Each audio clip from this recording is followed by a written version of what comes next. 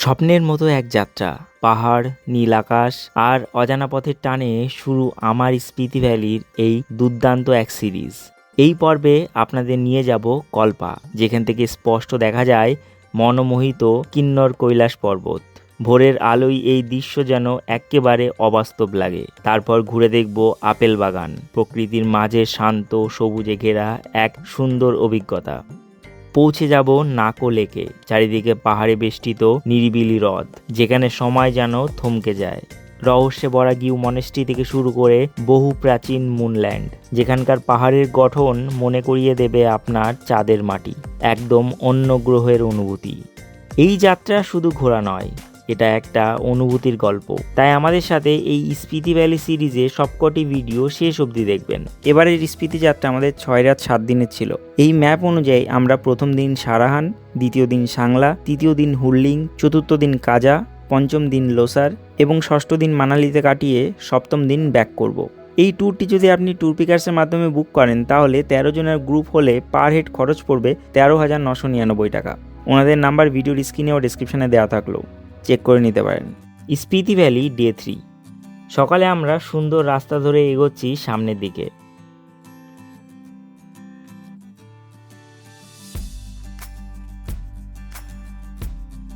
তো এখন আজ আমরা বেরিয়ে পড়েছি সাংলা থেকে হুরলিংয়ের পথে। তো আজকে রাস্তায় অনেক কিছু দেখার আছে এবং আজকের জার্নিটা আমাদের সত্যিই লং, প্রায় 200 কিলোমিটারের ওপরে। আজকে এখান থেকে সবার প্রথমে আমরা আবার ব্যাক করছি কাচ্ছামের দিকে। কালকে যেখানে দাঁড়িয়েছিলাম কাচ্ছাম থেকে উপরে গেছিলাম এই সাংলার দিকে, আবার কাচ্ছাম হয়েই আমরা সোজা বেরিয়ে যাব হুরলিংয়ের দিকে। রাস্তায় আমরা দেখে নেব চিনি ভিলেজ, ওখান থেকে পুরো যে কিন্নর কৈলাসের টোটাল 5টা জায়গা আছে, 5টা কৈলাস আছে যেখানে শিবজি বিরাজ করেন। শিবজির 5টা ঘর, তার মধ্যে একটা হচ্ছে কিন্নর কৈলাস। তো ওই চিনি ভিলেজ থেকে ওখান থেকে দেখা যায় এবং ওখানে সুইসাইড পয়েন্টও আছে। ওটা রোড থেকে অনেকটা উপরের দিকে উঠতে হয়, ওটা আমরা দেখব। তারপরে আমরা দেখব মুনল্যান্ড, তারপর আমরা দেখব নাকোতে লেক আছে এবং মনেস্ট্রি আছে। তারপরে আরেকটা জায়গা দেখার আছে, সেটা হচ্ছে গিউ মনেস্ট্রি। গিউ মনেস্ট্রি দেখে আমরা সোজা চলে যাব হুরলিংয়ে। আমরা সোজা হুরলিং চলে যাচ্ছি, মানে 2 দিনের জার্নিটা আমরা একদিনে করছি, যেটা 2 দিন করলে ভালো হতো। তবে আমাদের হাতে যেহেতু সময় কম, আমি প্রথম থেকেই বলছি, সেহেতু আমরা একদিন আর কি কম হয়ে গেছে আমাদের। তো তার জন্য আজকের জার্নিটা আমাদের লং হচ্ছে, কালকে আবার জার্নিটা একটু কম হবে। এরকম করে আমরা স্টেপ বাই স্টেপ করেছি যে একদিন লং হবে, একদিন কম হবে, তাহলে শরীরটাও স্টেবল থাকবে, ভালো থাকবে এবং আমরা যাত্রাও সুন্দরভাবে করতে পারবো। তো আজকে অনেক জায়গা দেখার আছে। এবার ড্রাইভারজি বলছেন যে মাঝখান থেকে একটা নালা থেকে জল প্রচণ্ড পরিমাণ রাস্তার উপর দিয়ে যায় আর কি। সেই নালা যদি তাড়াতাড়ি 3-4টের আগে যদি পেরিয়ে ফেলতে পারি তাহলে আমরা হুরলিংয়ে পৌঁছে যাব, নয়তো আমাদের নাকোতেও থাকতে হতে পারে। তো এখন দেখা যাক, হোপ ফর দি বেস্ট। আমরা রাস্তায় বেরিয়ে তো পড়েছি, সকাল সকাল আমাদের বেরোতে একটু লেট হয়ে গেছিলো, আমরা 8:30টার দিকে বেরিয়েছি। এবার আমরা আশা করি আজকে রাত্রেবেলার মধ্যে হুরলিংয়ে পৌঁছে যাবো আমাদের হোটেলে এবং যাত্রা সম্পূর্ণটাই দেখাবো আপনাদেরকে, আপনারা দেখতে থাকুন। এবং এই রাস্তার যে প্রাকৃতিক দৃশ্য, যে ভৌগোলিক পরিবর্তন, সেটা আজকে আপনারা লক্ষ্য করবেন এবং আমার ভিডিওর মাধ্যমে। তো আপনারা দেখতে থাকুন এবং এনজয় করতে থাকুন। বাঁধের পাশ দিয়ে আমরা এগোচ্ছি। আজ আমাদের জার্নি প্রায় 200 কিলোমিটার। তবে সাংলা থেকে আমরা প্রথমে যাচ্ছি রেকনপিও হয়ে কল্পা, যার দূরত্ব 46 কিলোমিটার। রাস্তায় দেখব সুইসাইড পয়েন্ট। তো এখন আমরা চলে আসলাম রিকং ভিতে এবং এখান থেকে আমরা যাব চিনি ভিলেজের দিকে এবং সুইসাইড পয়েন্ট, এগুলো আমরা দেখব আজকে। তো রেকং ভিউয়ে আমরা দাঁড়িয়ে আছি এখন ট্রাফিকে। এই জায়গাটা বেশ জমজমাট এবং এই জায়গাটায় মার্কেট আছে প্রচুর পরিমাণ। আমরা সুন্দর রাস্তা দিয়ে কল্পার দিকে এগোচ্ছি। কল্পাতে অনেকেই রাত্রিবাস করেন, তবে আমরা আজ এটি স্কিপ করছি কারণ হাতে সময় কম। কল্পা থেকে দেখা যায় কিন্নর কৈলাস, যা পঞ্চকৈলাসের একটি।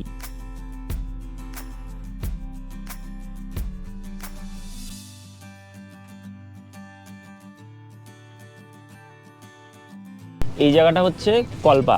এখানে কিন্তু প্রচুর হোটেল আছে এবং এখানে কিন্তু অনেকে থাকেন। তো আমি যেটা বলেছিলাম যে আপনারা কিন্তু 1 নাইট কল্পাতেও স্টে করতে পারেন। আর নয়তো নাকোতে কিন্তু হোটেলের পরিমাণ কম, কিন্তু কল্পাতে হোটেলের পরিমাণ অনেকটাই বেশি। আমরা এখন কল্পার মধ্য দিয়ে যাচ্ছি এবং এই জায়গাটা কিন্তু একটু ন্যারো। এই যে একটা করে প্রচুর হোটেল আছে এখানে। ইভেন বাঙালিরা এত পরিমাণ আসে এখানে, কিন্তু রেস্টুরেন্টের মেনু কিন্তু বাংলাতে লেখা। তো এখন আমরা যাচ্ছি সুইসাইড পয়েন্টের দিকে, রোগী ভিলেজ এবং চিনি ভিলেজ, এই দুটো দেখব এবং সঙ্গে দেখব সুইসাইড পয়েন্ট। আমরা সুইসাইড পয়েন্টের দিকে যাচ্ছি। দেখুন রাস্তাটা কতটা সুন্দর, সামনে সব দেবদারু এবং পাইন বন, এবং রাস্তার স্ট্রাকচারটা দেখুন, দেখার মতো। এটাই কিন্তু স্পিতির আসল মজা। এই যে রাস্তার বাঁক, এটাই কিন্তু নেশা এই স্পিতি ট্যুরের। তো এটা হচ্ছে সুইসাইড পয়েন্ট, এবং এই জায়গাটাই কিন্তু একটা মানে রেলিং মতো দেওয়া আছে, কারণ না হলে এখান থেকে যদি কেউ মানুষ পড়ে, অনেক কিন্তু অ্যাক্সিডেন্ট হয়েছে, কারণ এই সুইসাইড পয়েন্টের এই জায়গা দেখতে এসে অনেকেই কিন্তু অ্যাক্সিডেন্ট হয়েছে, তার জন্য এখানে কিন্তু রেলিং মতো করা আছে। সুইসাইড পয়েন্ট বলে এটা নয় যে এখানে মানুষ সুইসাইড করে। কেন বলা হয়, এখান থেকে দেখুন পুরো খাড়াই, আমি দেখাচ্ছি, এই যে একদম ওপর থেকে একদম পুরো খাড়াই, একদম নিচে অবধি, মানে এখান থেকে যদি কেউ পড়ে তাহলে তার আর চিহ্ন থাকবে না। তো তার জন্য এই জায়গার নাম সুইসাইড পয়েন্ট। এবং এই জায়গা দেখুন এইভাবে, এইভাবে এই জায়গায় রেলিং মতো করা আছে।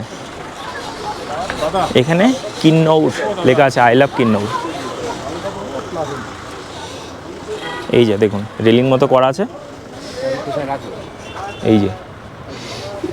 এখান দিয়ে যাচ্ছে কিন্তু ওই রোগী ভিলেজ, এই যে এই সাইডে রোগী ভিলেজ। তো আমরা দেখে নিলাম সুইসাইড পয়েন্ট। এবার আমরা এগোচ্ছি সামনের দিকে। আমাদের গাড়ি অনেক সামনে গিয়ে দাঁড়িয়েছে, কারণ এখানে দাঁড়ানোর বা পার্কিংয়ের কোনো জায়গা নেই, দাঁড়ালেই রাস্তা ক্লোজ হয়ে যাবে, তার জন্য অনেকটা সামনে গিয়ে দাঁড়িয়েছে। আমরা গাড়ি অবধি যাবো হেঁটে, এবং গাড়িতে করে ওই রোগ ভিলেজটা দেখব। এখানে দেখুন রাস্তা নিচে চলে গেছে, এই দেখুন দেখাচ্ছি, এই দেখুন রাস্তা নিচে চলে গেছে, সাবধান।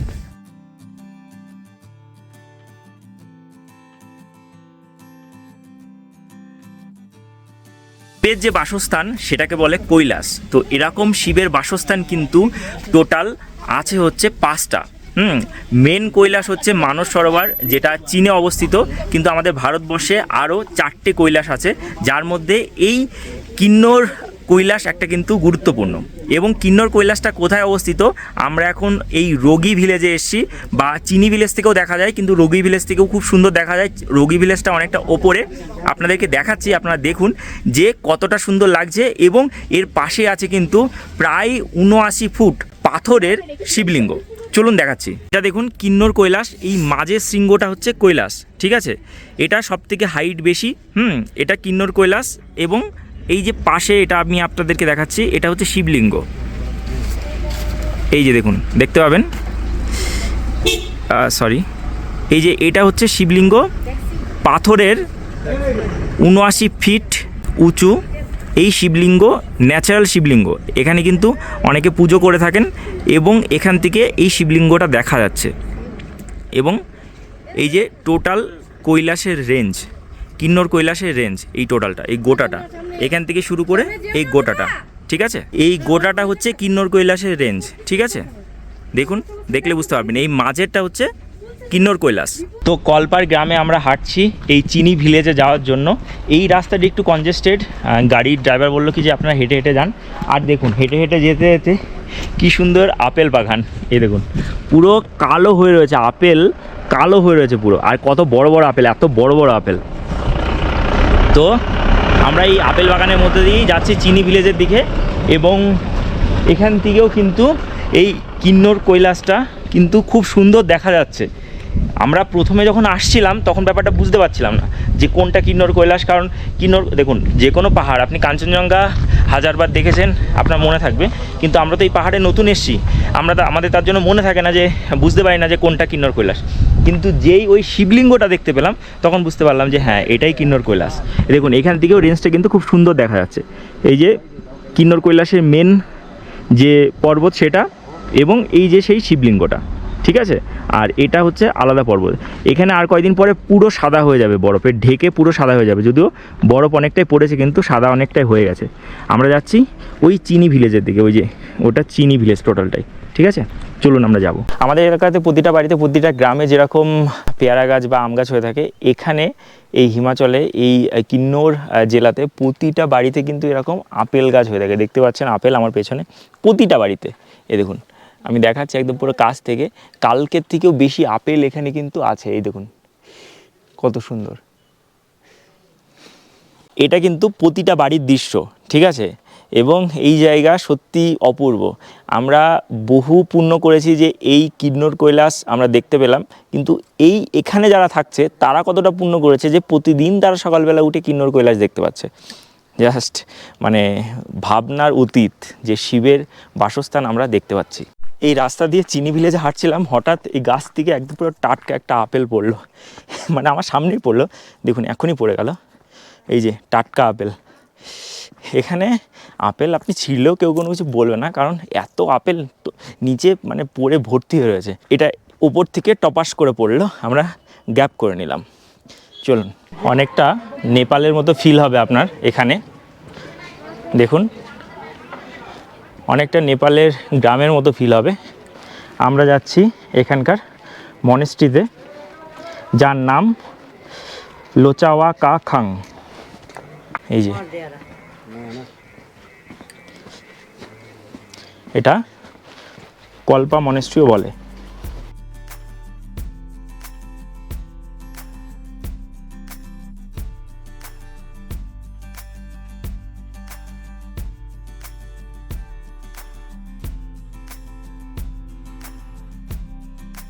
এই যে কিন্নর কৈলাসের যে শিবলিঙ্গটা আছে, এখানে কিন্তু বছরের একটা সময় অর্থাৎ আগস্ট মাসের 1 তারিখ থেকে 11 তারিখ অবধি কিন্তু যাত্রা হয়, ঠিক আছে। এখানে গণেশ পার্ক বলে একটা জায়গা আছে উপরে, ওই যেই পর্যন্ত গাছগাছালি আছে ওই জায়গায় হচ্ছে টেন্ট খাটানো হয়, এবং ওই সময় কিন্তু যাত্রা হয়, এবং এখানকার মানুষ, লোকাল মানুষরা কিন্তু ওই শিবলিঙ্গ অবধি যায়। প্রায় 90 ফিট উঁচু সেই শিবলিঙ্গ। হ্যাঁ, এই যে দেখুন গণেশ পার্ক কোনটা আমি দেখাচ্ছি। এই যে এইটা হচ্ছে গণেশ পার্ক। এই পর্যন্ত হচ্ছে টেন্ট লাগে, মানে টেন্ট তখন তাঁবু খাটানো হয়, এবং ওই অবধি হেঁটে যায়, শিবলিঙ্গ অবধি হেঁটে যায় এখানকার মানুষরা। তো আমাদের তো এখন সম্ভব নয়, আমরা এখান থেকে বেরিয়ে যাচ্ছি, এবং আমাদের গাড়ি নিচে দাঁড়িয়ে আছে। এই যে দেখুন একটা আপেলের গোডাউন, পুরো আপেলে ভর্তি। এই পেটি পুরো আপেল।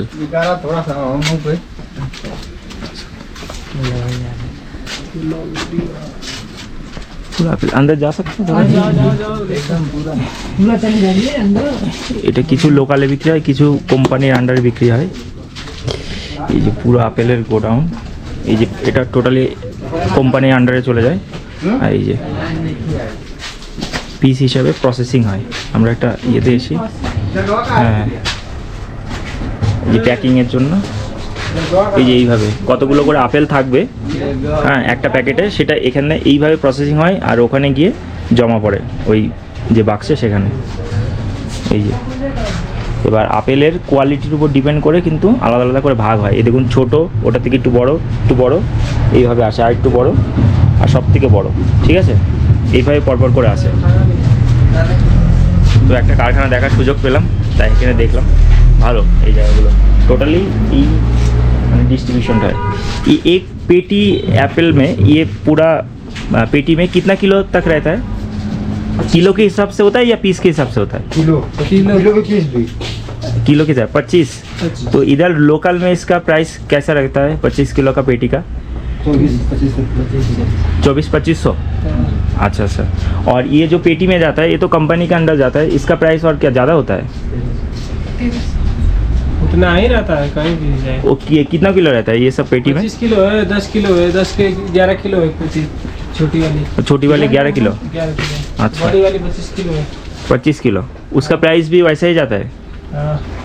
अच्छा, बढ़िया है, ठीक है, थैंक यू, मालूम चला। আমরা এখান থেকে ফিরলাম।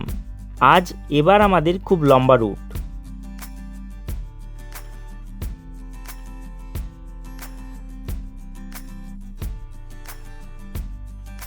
রাস্তায় এক জায়গায় দাঁড়িয়ে আমরা লাঞ্চ সেরে নিলাম।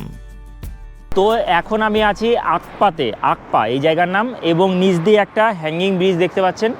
ওটাতে আমরা যাব না, একটা পুল মতো আছে, আর নিচ দিয়ে বয়ে গেছে কিন্তু সুতলেজ বা শতদ্রু নদী। এই যে নিচ দিয়ে যেটা বয়ে গেছে ওটা কিন্তু শতদ্রু নদী। আমাদের আজকে আরও অনেক জার্নি, আমাদের খাওয়া দাওয়া হয়ে গেছে, এবার আমরা এখান থেকে বেরিয়ে যাব। আমরা একটু হাঁটতে হাঁটতে এই পুলটা দেখতে আসলাম। পুলটা দেখুন কতটা সুন্দর, অনেকটা ট্যাঙ্গো চার্লির কথা মনে পড়বে ওই পুল দেখে।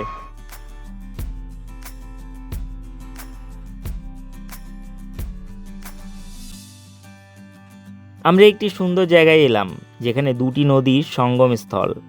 তো আমরা খাবে দাঁড়িয়েছি, আমার পেছনে পাথরটা দেখুন দুর্দান্ত সুন্দর। এই যে এই সাইড থেকে আসছে হচ্ছে স্পিতি রিভার, আমরা যাব এই পথেই, এটা স্পিতি রিভার, এটা দেখুন নীল জল। এবং এই পাশ থেকে আসছে হচ্ছে শতদ্রু নদী, এই শতদ্রু নদী আর স্পিতি নদী মিলে শতদ্রু নদী সৃষ্টি করেছে। দুর্দান্ত সুন্দর জায়গা, দুটোর কালার আলাদা। শতদ্রু নদী একটু ঘোলাটে এবং স্পিতি পুরো নীল দেখতে পাচ্ছেন। যদিও এখন এখানে কিন্তু আলো নেই, অনেকটাই বেশ মানে কি আলোটা পড়ে গেছে। আমরা এই সাইড থেকে আপনাদেরকে দেখাচ্ছি, এই যে খাপ ব্রিজ দেখতে পাচ্ছেন, বিহারও তৈরি করেছে এই ব্রিজটা, দুর্দান্ত সুন্দর। এটা সুতলেজ বা শতদ্রু নদী, এই যে শতদ্রু নদী এখানে মিলেছে। অমায়িক সুন্দর জায়গা, দুর্দান্ত জায়গা, আর প্রচণ্ড হাওয়া, প্রচণ্ড হাওয়া, মানে কি বলার মতো নেই, ঠিক আছে? এত সুন্দর জায়গা, জাস্ট অমায়িক অমায়িক সুন্দর, খুবই ভালো লাগবে আপনার এখানে ফটো তুলতে, হেভি মজা লাগবে। এখান থেকে আমরা সামনে নাকোর দিকে এগোলাম। এবার আমরা লাহুল স্পিতি জেলায় প্রবেশ করেছি। এই পথ কোকেনের নেশার মতো তাক লাগিয়ে দিচ্ছে।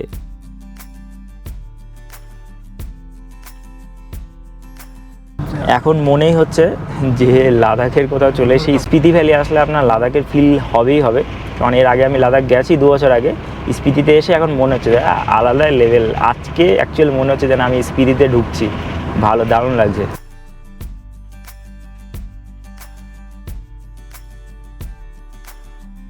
আমরা নাকো গ্রামের মধ্যে দিয়ে নাকো লেকের দিকে এগোচ্ছি।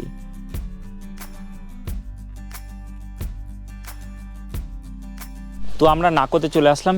এখানে কিন্তু এই নিচ অবধি এই ট্রাভেলার বলুন বা গাড়ি বলুন এই জায়গায় দাঁড়াবে, তারপরে কিছুটা হেঁটে লেকে অবধি যেতে হবে। ও লেক উপরের দিকে নয়, লেক নিচের দিকে। কিন্তু এই যে পথটা, এটা দেখুন পুরো হলুদ হয়ে রয়েছে এই গাছের পাতা।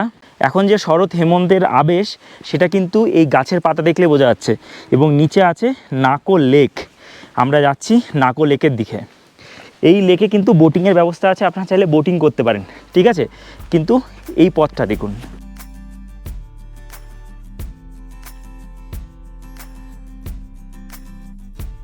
এই লেকে হেমন্তের ছোঁয়া লেগেছে। প্রতিটি গাছের পাতা হলুদ হয়ে নিচের জলে প্রতিলিপি তৈরি করছে। ওপরে খোলা নীল আকাশ, এ যেন স্বর্গ থেকে কিছু কম নয়।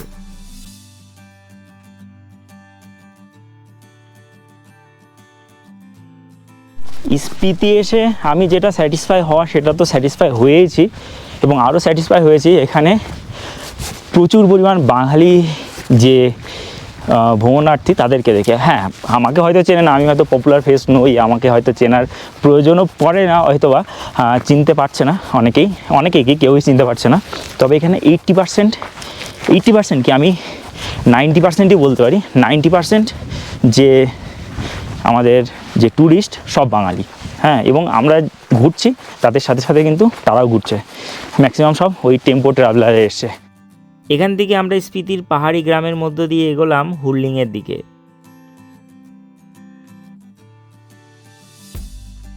এখন প্রায় বিকেল গড়িয়েছে। আজ গিউ মনেস্ট্রি আর দেখা হবে না, তবে এখানে দাঁড়ালাম স্পিতির মুনল্যান্ডে। তো নাকো থেকে হুরলিং যাওয়ার পথে এই মুনল্যান্ডের এখানে আমরা দাঁড়ালাম। দেখাচ্ছি আপনাদেরকে সুন্দর করে মুনল্যান্ডটা কেমন লাগে। এটা চাঁদের মাটি কিন্তু এরকম, তার জন্যই এই জায়গায়ও কিন্তু এরকমই মাটি তৈরি হয়েছে বায়ুর ক্ষয়কার্যের ফলে। এবং বুঝতেই পাচ্ছেন কতটা হাওয়া এখান থেকে বইছে, আমার চুল উড়ে যাচ্ছে। তো এখানে বায়ুর ক্ষয়কার্যের ফলে, মানে বায়ু বইতে থাকে, তার জন্য এরকম ক্ষয়কার্যের ফলে এরকমভাবে প্লেন পুরো জায়গা তৈরি হয়েছে, তার জন্য এর নাম হচ্ছে মুনল্যান্ড। চাঁদেও কিন্তু এরকমই আছে, আশা করি অবশ্যই এরকমই থাকবে।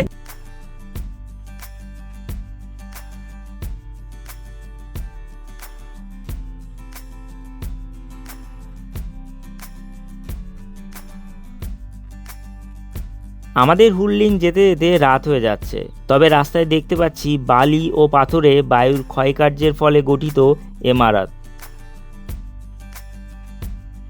তো আমরা চলে আসলাম সামদো অবধি। এখান থেকে আবার স্পিতির মানে কি এন্ট্রি করাতে হয়, এন্ট্রি করিয়ে আমরা যাব সামনের দিকে, অন্ধকার হয়ে গেছে। এবং এখান থেকে একটা রাস্তা চলে গেছে চায়নার দিকে, আরেকটা রাস্তা চলে গেছে হুল্লিংয়ের দিকে। তো আমরা যাব হুল্লিং হয়ে কাজা হয়ে আবার বেরিয়ে যাবো ওই দিক দিয়ে। তো আমরা আজকে নাইট স্টে হচ্ছে হুল্লিংয়ে। এখন বাজে 6:30 এবং এই ফ্ল্যাশ জ্বালিয়ে ভিডিও করছি। এখানে হচ্ছে এন্ট্রি হচ্ছে এবং আমরা দাঁড়িয়ে আছি, ওয়েট করছি। এন্ট্রি হয়ে গেলে আমরা এখান থেকে বেরিয়ে যাব। এই জায়গার নাম সামদো। এই সামদোতে কিন্তু দুটো নদী একসাথে মিলেছে, একটা হচ্ছে স্পিতি নদী আর একটা হচ্ছে পাটচো নদীটা কিন্তু এসছে হচ্ছে চায়না থেকে, ঠিক আছে। চায়নার প্রবাবলি মানসরোবর থেকে পাটচো নদীটা এসছে এবং স্পিতি নদী এখানে সঙ্গমস্থল। এবং এই পাটচো নদীর পাশ দিয়ে কিন্তু রাস্তা একদম পুরো চায়না বর্ডার অবধি, ঠিক আছে। রাতে হুল্লিংয়ের হোটেলে এসে পৌঁছালাম। আমাদের হোটেল 301 নম্বর। রুমটা বেশ বড়ই, ভালো স্পেসিয়াস অনেকটাই। তো এটা দেখুন আমার বেড, বেশ দারুণ সুন্দর করে সাজানো আছে। হুল্লিংয়ে এত সুন্দর পাবো আমি ভাবতে পারিনি। আর এখানে চেয়ার টেবিল আছে, সামনে ব্যালকনি আছে এবং এখানে ওয়ার্ড্রপ আছে এবং আছে হচ্ছে আয়না। বাথরুমটা দেখে নিই, এই দেখুন বাথরুম।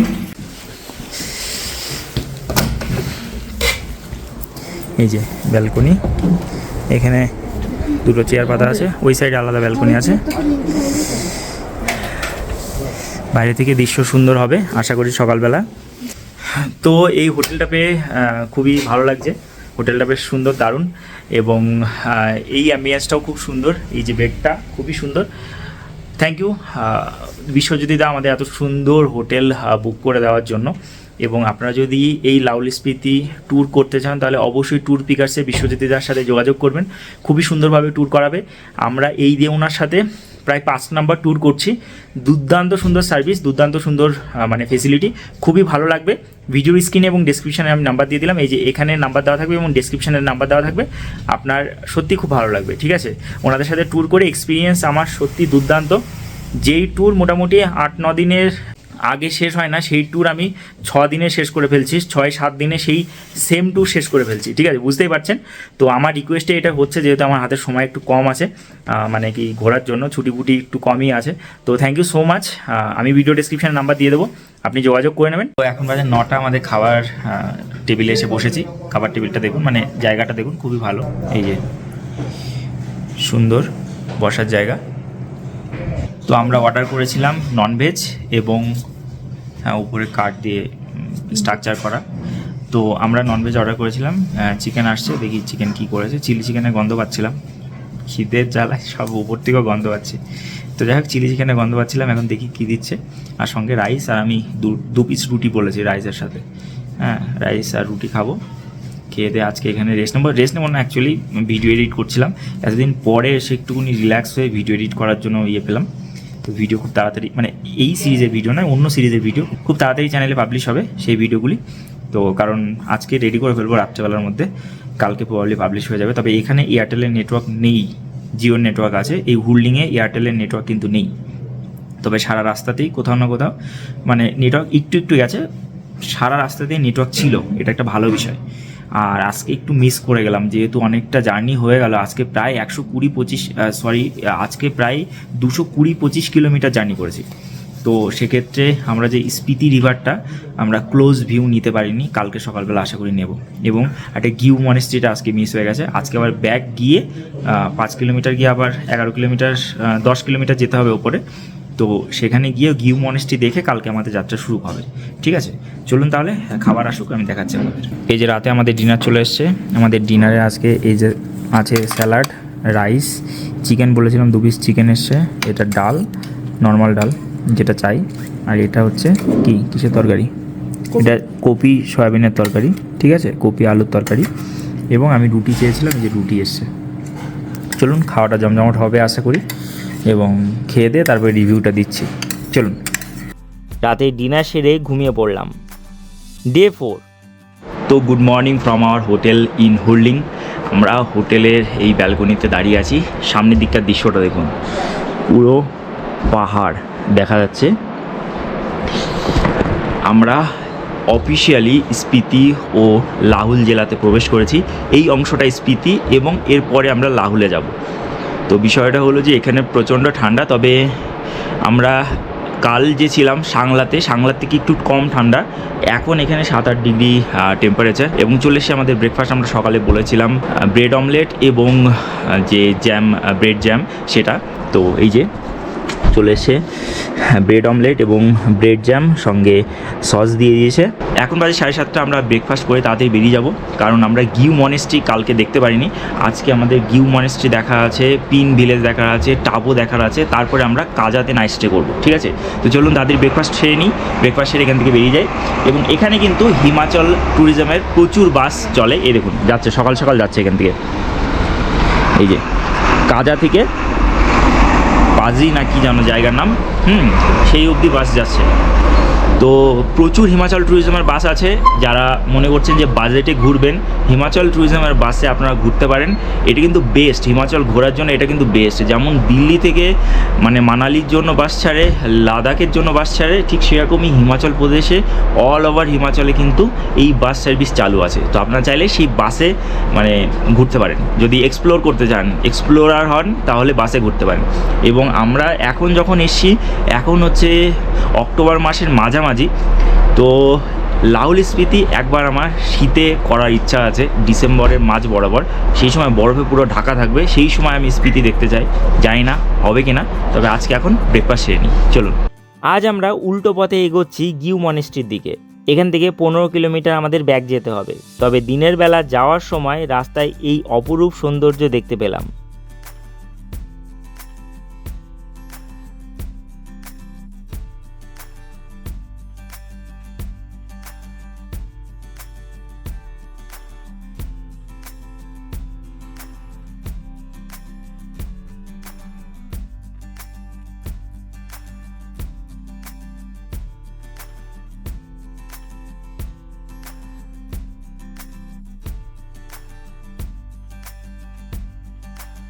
দেখতে দেখতে আমরা গিউ গ্রামের মধ্য দিয়ে গিউ মনেস্ট্রিতে এসে পৌঁছালাম। এখানে এন্ট্রি ফি নিল 30 টাকা করে পার হেড। এন্ট্রি ফি দিয়ে আমাদের ভেতরে ঢুকতে হচ্ছে। তো আমরা চলে এসেছি গাগিউর কেদুপলিং মনেস্ট্রি, গিউ, বা এটা গিউ মনেস্ট্রিও বলে। এখানে কিন্তু আছে 550 বছরের পুরনো মমি এবং ন্যাচারালি প্রিজার্ভড মমি। এখানে আছে এই মনেস্ট্রি, আমি দেখাচ্ছি মনেস্ট্রি। এই যে দেখুন কত সুন্দর একটা মনেস্ট্রি, গিউ মনেস্ট্রি। এবং এর পাশে আছে এই যে preserved, naturally preserved self mummified Monk এখানে আছে। সাঙ্গা তেনজিংয়ের মমি এখানে আছে। আমরা যাব, তার আগে আমরা মনেস্ট্রি ঘুরে নেব। এবং এখান থেকে জাস্ট অমায়িক সুন্দর দৃশ্য। সামনেই তুষারাবৃত পর্বতশৃঙ্গ এবং তার মাঝেই এই গিউ গ্রাম এবং গিউ মনেস্ট্রি। এখানে আসলে সত্যি আপনার খুব ভালো লাগবে। তবে আমরা আগে মনেস্ট্রি ঘুরবো, তারপরে আমরা মমি দেখব। আজ থেকে 550 বছর আগে এই গিউ গ্রামে কিন্তু কাঁকড়া বিচের উপদ্রব হয়। তো তখন এখানকার গ্রামবাসীরা খুবই অতিষ্ঠ হয়ে পড়েন এবং তাদের অনেকেরই প্রাণ যায় কাঁকড়া বিচের কামড়ে। তখন এখানকার মঙ্ক সাঙ্গা তেনজিং এখানে একটা পাথরের ওপরে কিন্তু ধ্যানে বসেন এবং ধীরে ধীরে খাবার ছেড়ে দেন এবং ধীরে ধীরে জলপান ছেড়ে দেন। তারপর আস্তে আস্তে তার দেহ বা তার বডি কিন্তু মমিফাইড হয়ে যায় বা মমিফিকেশন হয়ে যায়, অর্থাৎ ধীরে ধীরে প্রাকৃতিক উপায়ে তার দেহ পচে গলে যায়। আজ থেকে 550 বছর আগেকার ঘটনা।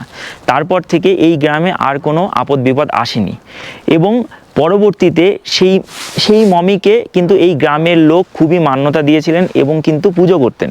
তারপর এই মমি ধীরে ধীরে সময়ের চক্রে কিন্তু মাটির তলায় দফন হয়ে যায় এবং 1975 সালে ভূমিকম্পের পর সেই মমি কিন্তু আবার মাটির উপরে চলে আসে। তারপর সেই মমিকে এখানে আবার স্থাপন করা হয় এবং আমরা যাব ওই মমি দেখার জন্য। ভেতরে কিন্তু ভিডিওগ্রাফি ফটোগ্রাফি অ্যালাউ নেই। এই মমি দেখলে বুঝতে পারবেন যে এটা তিব্বতীয় মমি। এটার সাথে কিন্তু যে মিশরীয় মমি সেটা কিন্তু পার্থক্য আছে। এটা কিন্তু ন্যাচারাল ওয়েতে তৈরি হয়েছে, একদম পুরো কোনো ধরনের কোনো প্রিজারভেশন, কোনো প্রিজারভেটিভ বা কোনো কেমিক্যাল ছাড়াই এই মমি তৈরি হয়েছে। আমরা যাব মমি দেখার জন্য এবং শোনা যায় যে এই মমি প্রতি বছর কিন্তু একটু একটু করে বড় হচ্ছে। এটা কতটা সত্যি আমার জানা নেই, তবে আগে যাব মনেস্ট্রি দেখতে, তারপরে যাব মমি দেখতে। চলুন মনেস্ট্রির ভেতরে প্রবেশ করা যাক।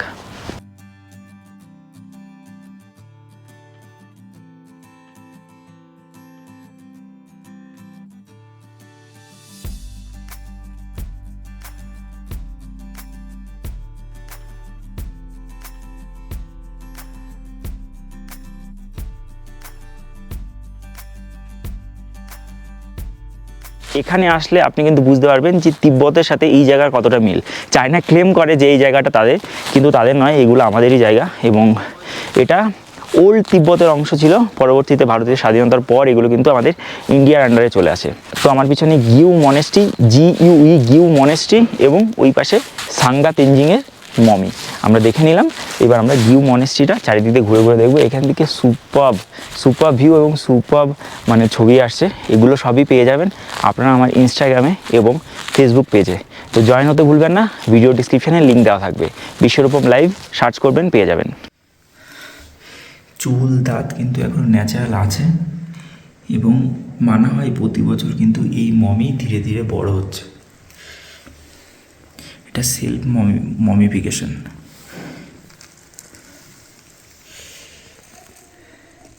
আমরা এখন যাচ্ছি এই মনেস্ট্রির ওপরের দিকে। এখানে সিঁড়ি করা আছে, সিঁড়ি দিয়ে আপনারা উপরে যেতে পারবেন এবং ওপর থেকেও ভিউ কিন্তু অসাধারণ।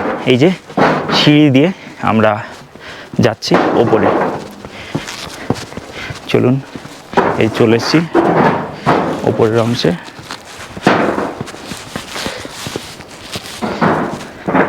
চারিদিকের দৃশ্য একবার দেখুন।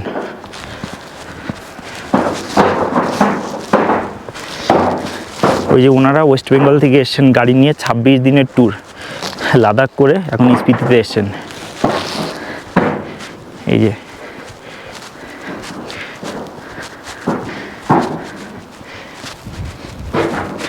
এখান দিয়েও আরও উপরে যাওয়া যাবে।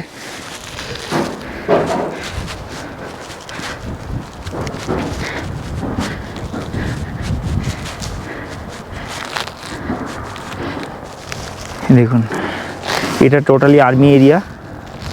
আর ওই যে ডিউ গ্রাম,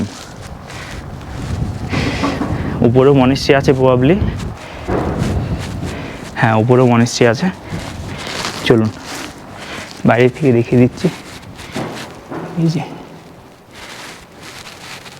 উপরে মনেস্ট্রি, 3 তলা বিশিষ্ট এই মনেস্ট্রির উপরে আরও একটু মনেস্ট্রি আছে। যেতে চাইলে যেতে পারেন, আমরা যাচ্ছি এখান দিয়ে। চলুন।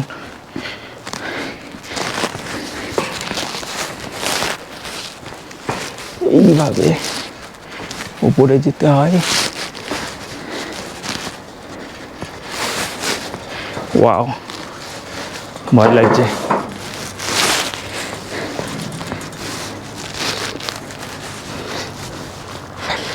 এই যে